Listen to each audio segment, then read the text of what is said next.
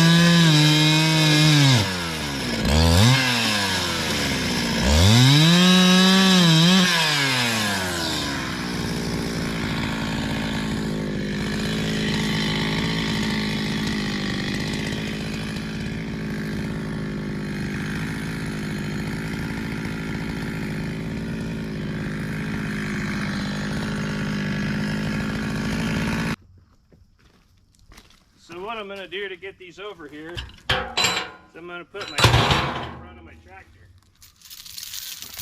So we'll just chain it up.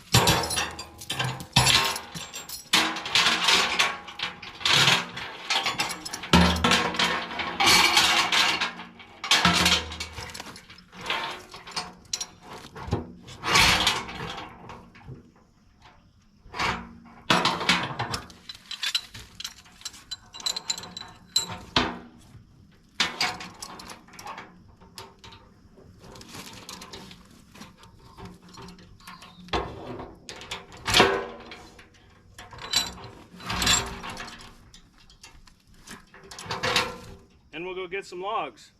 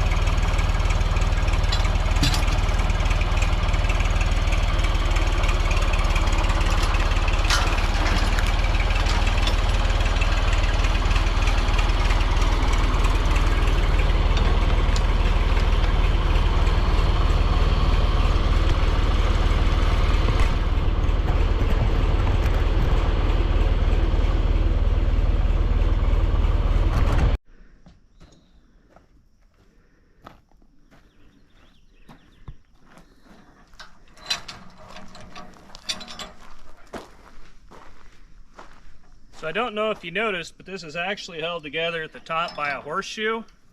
And the reason why is because this was my great-grandpa's old skidding tongs when he used to skid trees out on his farm. So, yep, that is country ingenuity at its best. Alright, this is our Harbor Freight sawmill. I don't know if you saw, I did a video way back when. But we're going to try and saw up some more interior boards for our cabin. So, got it filled up with gas, got it filled up with water. Checked everything out yesterday, and this little critter has paid for itself, I'll tell you that much, because not only have we gotten a lot of stuff for our cabin for this, we've gotten a lot of stuff for home projects, and I've sold a lot of slabs, believe it or not.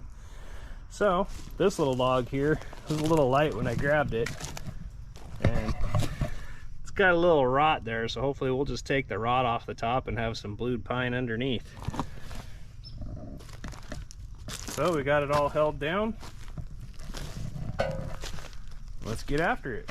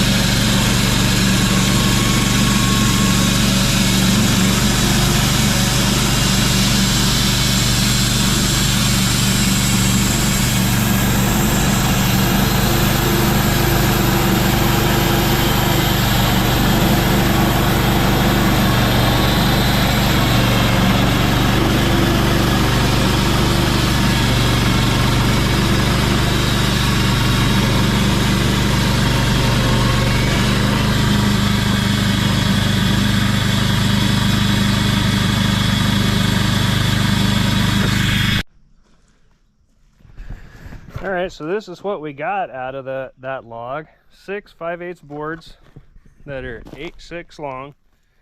The reason I do that is so you can square them up at the end. And you can see they're nice blued pine. A couple of them have the wows where we got greedy, but as long as they cover each other, we'll be alright, because this is kind of the look we're going for in the cabin, kind of that rustic look. And a couple of things to think about when you get one of these. There's a few ways you can tell when things are going wrong. If you start getting waves in your wood, especially when you're milling something soft like this pine, it's usually because you're going too fast, or your blade is sticking, needs more lubrication, or it's dull. If you keep pushing it, you'll end up with boards that look like taco shells. So it's best just to take your time, and you can get stuff like this pretty easy. So this is some stuff that was milled up earlier in the day. You can see that it's not stacked tight. That's called stickering your wood. And the reason you need to sticker it is because even though this is dead wood, it has a certain amount of moisture in it. And especially pine will warp like you wouldn't believe while it dries out the rest of the way. So you need to sticker it to make sure that the airflow gets around it. And after you sticker it, it's important to keep it dry from the top. So I usually put like a bunch of lumber on top and then a lumber tarp just sitting on top, and weight it down. Very, very important to weight it down, especially if you're doing super thin stuff like this. You have got to weight it down or you'll end up with surfboards. So I guess we'll just finish up what we're doing and have a good afternoon.